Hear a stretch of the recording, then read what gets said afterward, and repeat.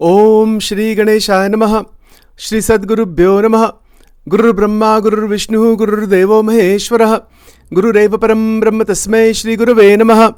Om Namo Narayanaya. Om Namo Bhagavate Vasudevaya. Om Namah Shivaya. Om Shri Hanumate Namaha. Welcome to Nitya Satsang. Today is the 11th of June 2025. I want to offer my Anantakoti Namaskar, prostrations, Danvat Pranam to all the great sages on the planet today, yet to come in the future, who have come in the past, and to the one supreme Parameshwara, Parabrahma Tattva, residing everywhere at all times in the heart of every single being.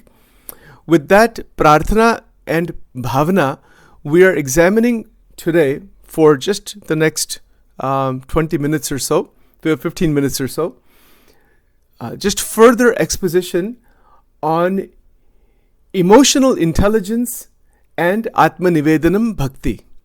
So to continue from yesterday, there was some description about introception. The word is introception, introception. It's not a word that anybody actually uses in real life. It's a technical word, introception, intercept. I'm not saying it right even. It's interoception, interoception, interoception. That's how it is pronounced. It means moment-to-moment awareness of the heartbeat, the breath, and the visceral bodily sensations all at the same time. This is called interoception. It's not introspection. That is a different word. Introspection, and this is interoception. Maybe first time you have heard this word. So very interesting.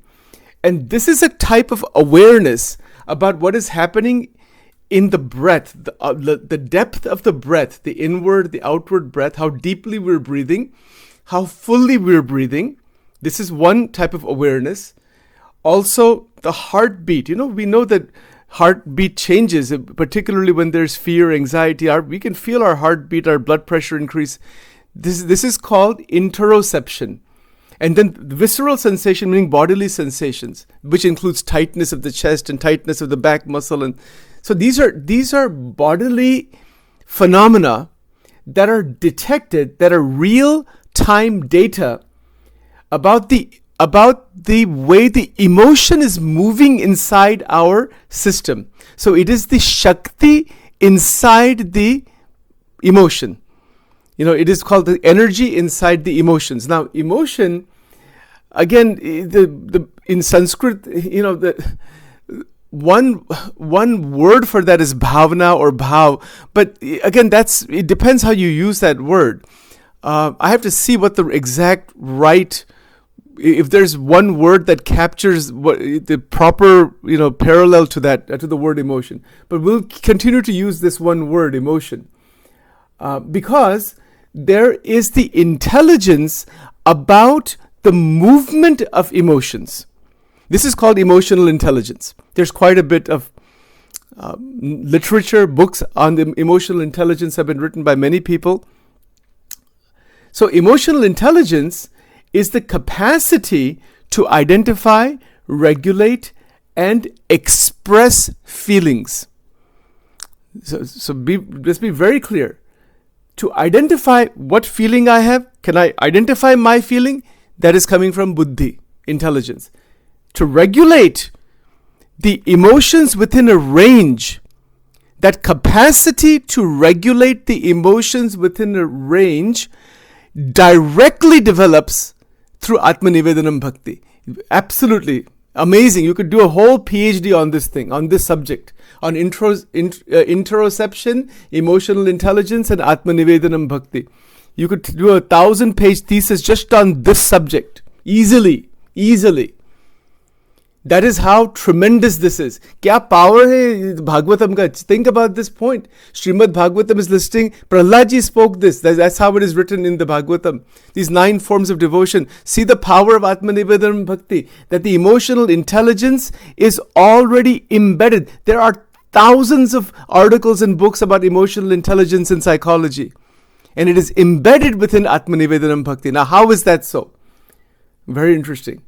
So, in Atma-Nivedanam, which is the total surrender, total offering of the self to Paramatma, mind, body, man, karma, vachan, as we say, mind, speech, action, everything is offered at the feet of the Lord. This is the 9th bhakti.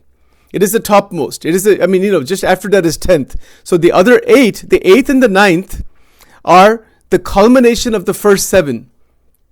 In fact, according to Ramcharitmanas, Tulsidas Ji has shown the first 7 bhakti. He hasn't talked about the last 2. So I heard a commentator yesterday, just on the Ramcharitmanas, talking about this, that when you master the first 7 forms of bhakti, the last 2 automatically are going to blossom. The Sakhyam Atma-Nivedanam. Fantastic. Okay, but that's another subject altogether. It's not another subject, but that's another branch here. Let's go further here. So in Atma-Nivedanam bhakti, bodily awareness becomes the very canvas of surrender. You understand what it means? What is a canvas?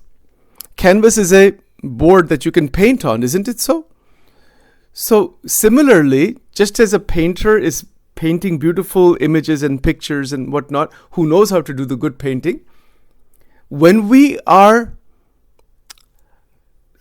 offering our vritti, manovritti, our vak shakti, our ability to speak, when we're offering our speech to Paramatma, when we're offering our bhavna to Paramatma, our feelings to Paramatma, when we're offering our actions to God, completely, not partially, and then in doing so, the emotional movement inside, the total emotional movement and the bodily awareness becomes the canvas of surrender. Meaning what? The devotee notices things like tightness in the chest. We become aware, I'm holding tightness in my body. That means that the surrender is not complete. See, this is a direct indication. The Atma-Nivedanam is deficient. Tightness in the chest. Maybe that is there because there is some negativity held somewhere. Some tension is held somewhere. It happens in the stomach also. So these are visceral indicators. It's a beautiful statement. Bodily awareness becomes the very canvas of the quality of surrender. Surrender meaning Nivedanam. Kya adbhut baat hai. That's what I'm telling you. You could do a doctoral dissertation on this one. Amazing. Absolutely amazing. So, when we are taking the name of Bhagavan, Om Namah Shivaya, why do we spend every day half an hour, sometimes much more time than that, behind all these mantras and some bhajans and stotra? Why we do that every day? This is why. This is more important to listen to all those things. It's important to listen to the expositions also, for me also. First for me, then for anybody else. That is part of it, but it's not just an intellectual exercise. We are trying to destroy from the system the knots and the blocks. This is called Granthi. That is the Trishul in the hands of Bhagwan Shankar. That is the sword in the hand of Devi Durga. Why most of the Hindu deities have some weapon in their hand. Not every one of them, but most of them do. This is what the weapon is. Weapon is not about killing somebody physically.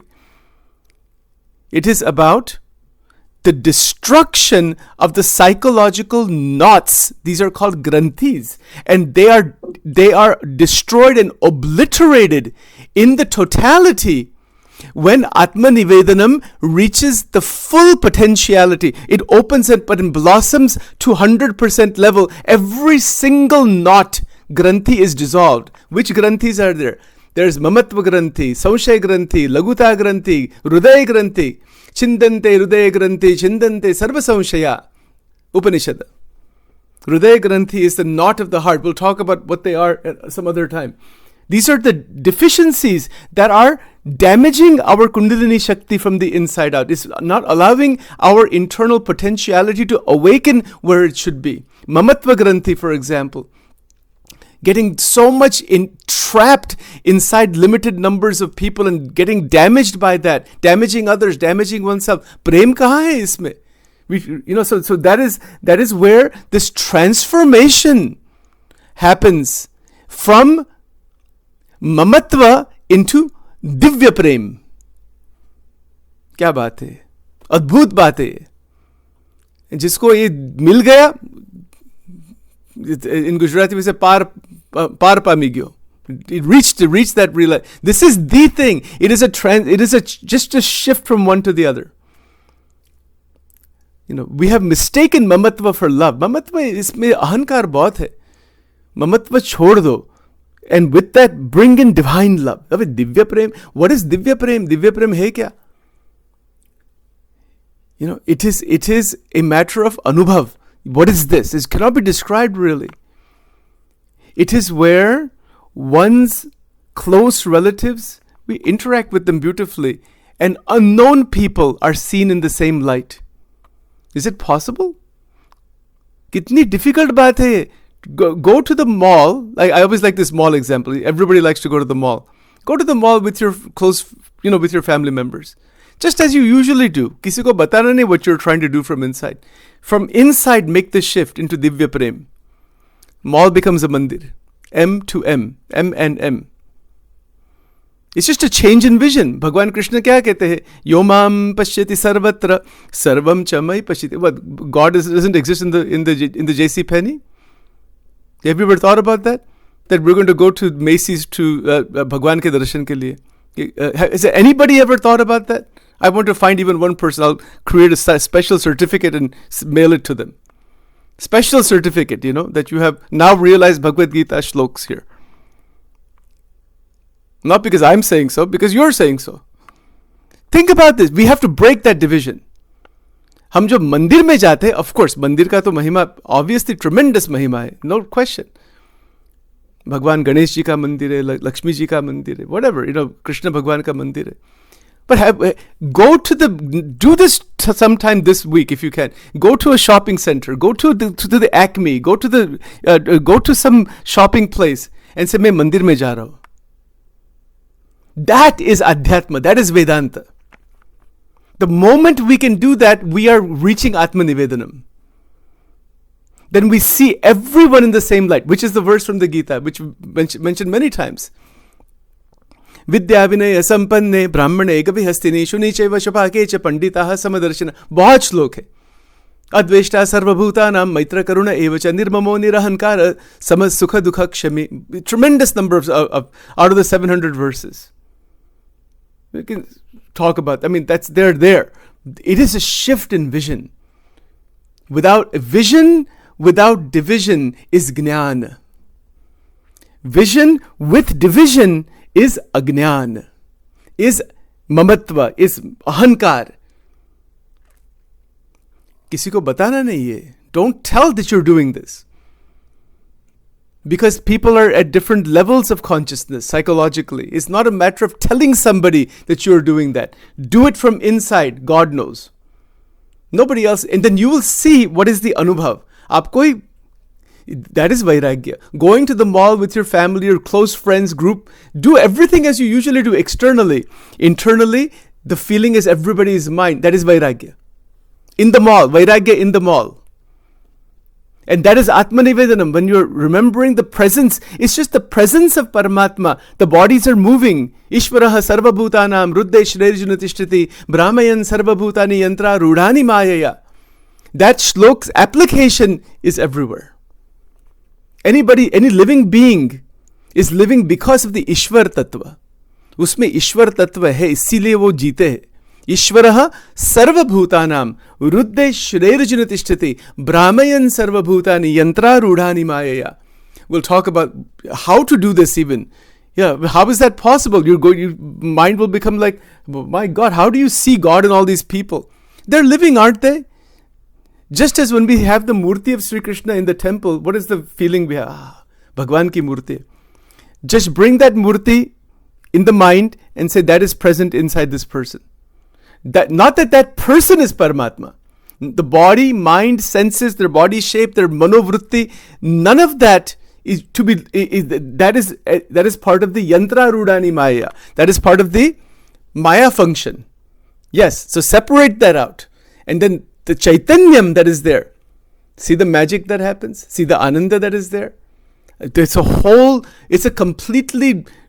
an evolved mind to go to a shopping center, to a mall, to a grocery store with that tremendous feeling that Paramatma is there. These are spiritual experiments.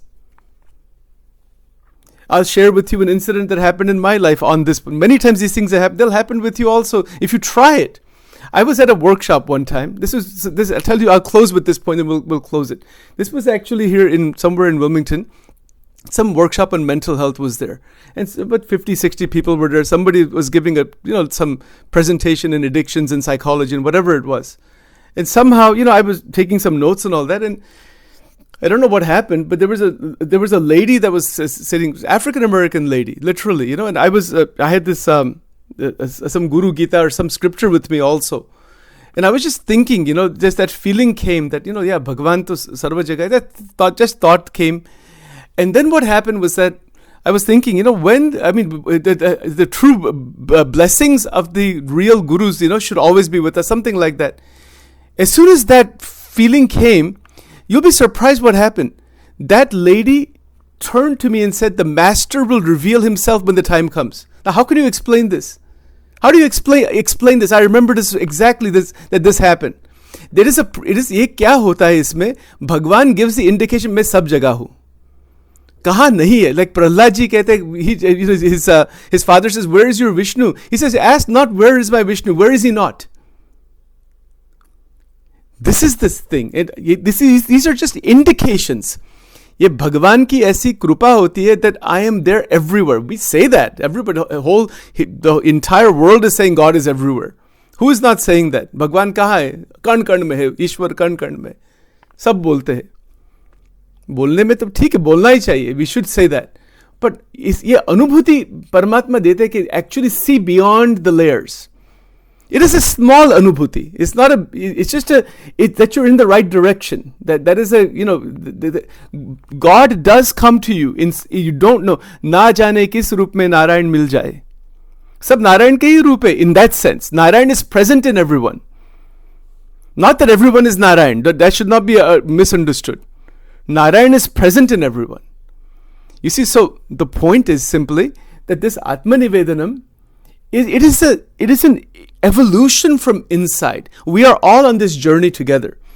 And as we continue this journey further and further, we will notice that our body will become absolutely synced in synchronicity with the mind. A direct way is Atma-Nivedanam Bhakti.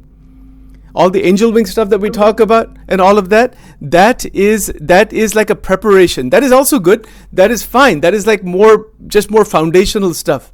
But if you want a direct way, dive into Atma-Nivedanam. और इसमें से transformation हो सकता है. Very rapidly, it may even happen, right? So this is the point. Just one final thing here. That the body is a sadhan. It is a tool to be utilized to bring the Jivatma into a mukta state. So it is a mechanism. And the manual for how to use this body are the scriptures. The Satgurus are ones who have mastered their body of how to utilize it to realize Paramatma. So every single one of these ideas is in that direction. What is the sadhana for today? Very simple. Next time when you go for a gallon of milk, to the grocery store, whatever you're going to buy, whoever the cashier is, whoever people are there, go into there as if you're going into the temple. See the magic that happens. I remember one time there was a pujari from the Hindu temple who was with me. He was a great bhakti of Krishna, and then some Caucasian people were walking in front of a grocery store. So I said to him, "Can you see Krishna in that?" He said, "I never thought about that." I said, you're a pujari for 25, 30 years. Yomam pashyati sarvatra. Bolne ki hi baat hai. Nahi, karo. Is it? And then it snapped into, no, you're right. That's correct. You see, we forget so easily the power of Maya. You could be living in the temple but not realize everything is the temple. So with that, let's stop here. I have to go for an appointment. Om Vakratunda Mahakaya Surya Koti Samaprabha Nirvignam Kuru Medeva Sarvakarishu Sarvada Om Aim Rim Klim Chamundai Vicham Glom Hum Klim Jumsa Jwale Jwale Jwala Jwala Prajala Prajalaim Rim Klim Chamundai Viche Jwala Ham Sam Lam Ksham Phat Swaha Durga Durga Rakshani Thatha Swaha Om Shri Radha Krishna Arpanamastu Om Rim Swaha.